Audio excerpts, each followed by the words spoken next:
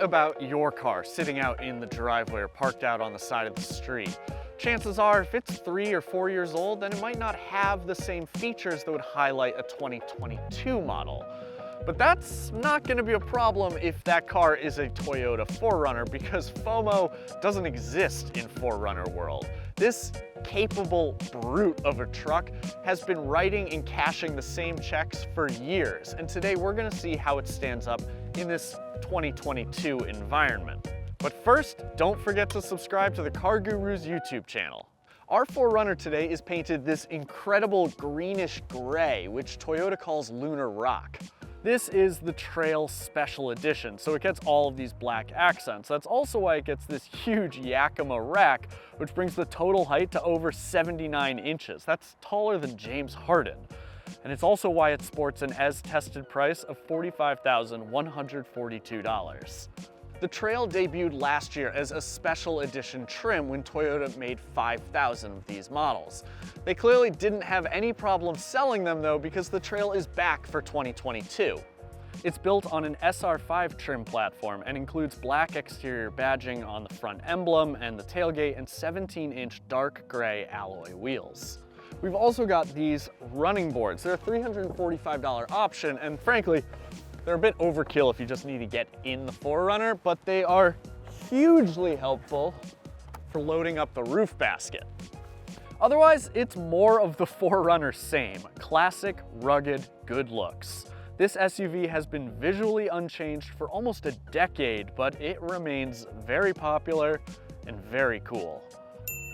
Compare the 4Runner's interior with that of almost any other car made in the last 3 or 4 years, and oh my goodness, this looks like a disaster. Now, in 2020, I test drove a 4Runner Limited, and at least that had leather seats and some nice amenities to distract me from the absolutely ancient aesthetic that we are looking at here.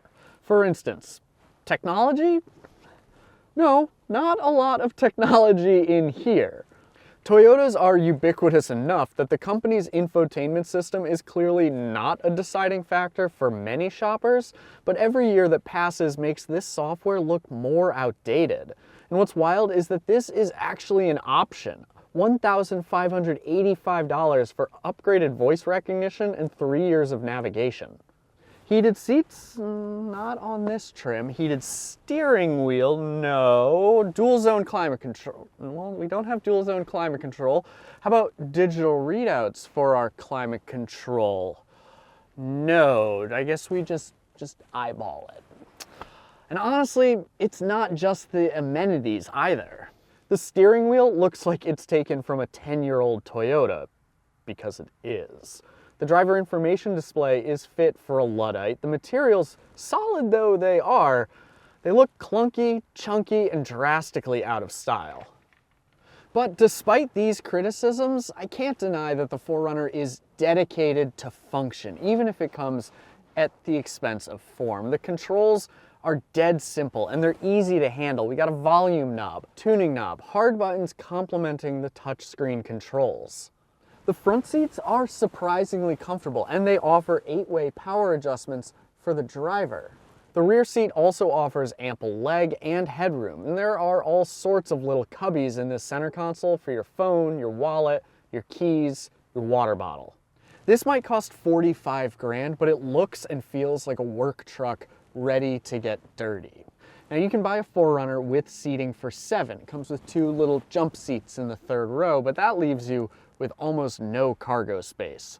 This is the way you want a 4Runner. 2 rows, seating for 5, a 40-20-40 split fold in the rear, and 47.2 cubic feet of space in the trunk, 89.7 with the rear seat folded. Do you agree? Let us know in the comments section if you would prefer a 5-seater or a 7-seater 4Runner. Buy a Trail Edition and you get a sliding deck in the trunk, which cuts cargo space down a tiny bit, but provides a nice workspace if you're out adventuring or whatever. The Trail trim is also the only way to get one of these Toyota branded 40-quart coolers. And granted, I don't know if I would buy a whole car just to get a cooler, but they're awesome. I mean, if you've ever used one, you know it's the kind of purchase that'll just about change your life. But let's talk powertrain. A 4-liter naturally aspirated V6. That's what makes this galoot move. It's basically a dinosaur, but I love it. 270 horsepower and 278 pound-feet of torque doesn't actually sound that impressive in today's world of turbocharged engines, but that kind of power coming from a big displacement, naturally aspirated V6, it just feels like it always wants to roar. And as they say, they don't make them like this anymore.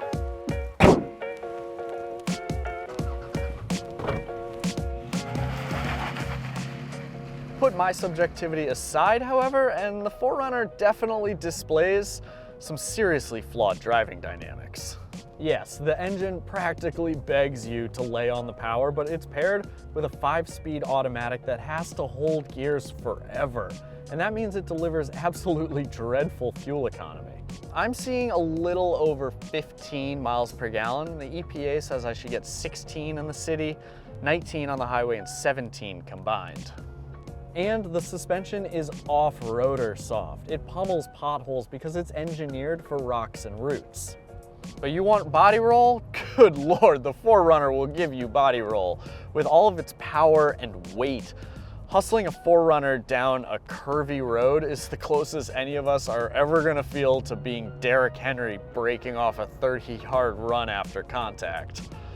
Believe it or not, all of this is what makes the 4Runner so beloved by so many.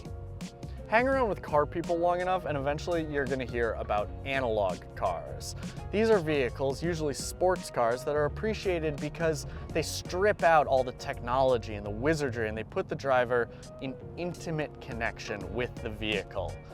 And the 4Runner has that. It's rough, but it's charming. Don't buy this if you want peace and quiet. Buy a Toyota Highlander instead.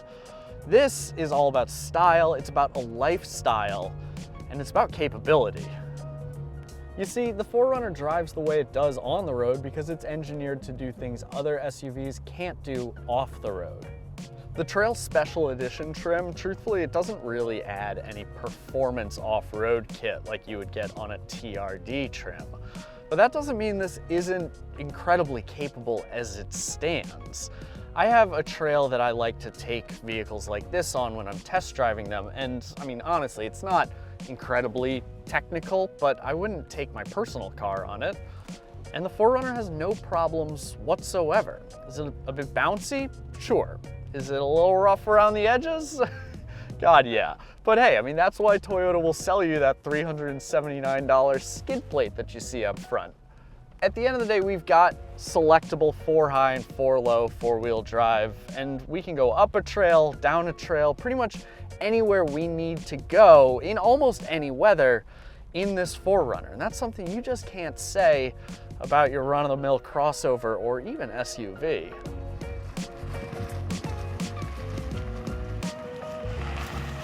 Clearly, capability is a strong suit. The 4Runner's old undeniable failing was usually its safety tech. Now that's not necessarily the case anymore, although this still doesn't offer market-leading advanced driver assistance features.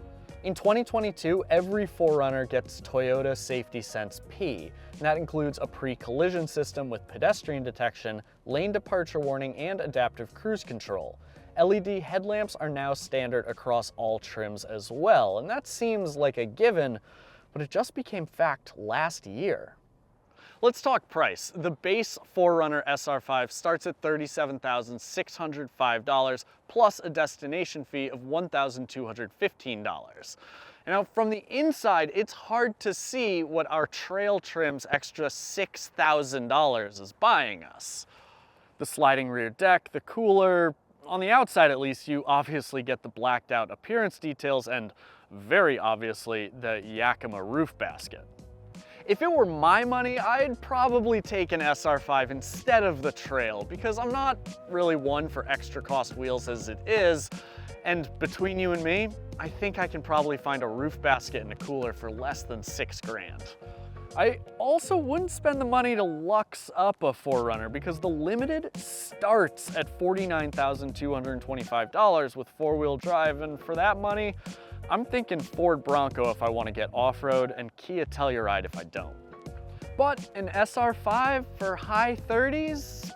Well, listen, I know this is an aging platform, and I know that in this particular car, there are a lot of those blank plastic filler spaces, you know, where the nice amenities, all those buttons normally go. There's a lot of that in there, but I also can't think of another car on the market today that blends the practicality and the capability of a 4Runner with this kind of analog driving experience.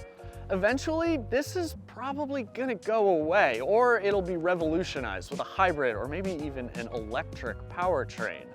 But if I'm shopping for a 4Runner and I know I want a 4Runner, then I probably don't want something that's high tech and cutting edge. I want this. So hey, thank you for watching. Be sure to subscribe to the CarGurus YouTube channel and leave us a comment in the comments section below. You can head over to cargurus.com to shop for a new Toyota and to read our full written review of this SUV. Thanks again, we'll see you next time.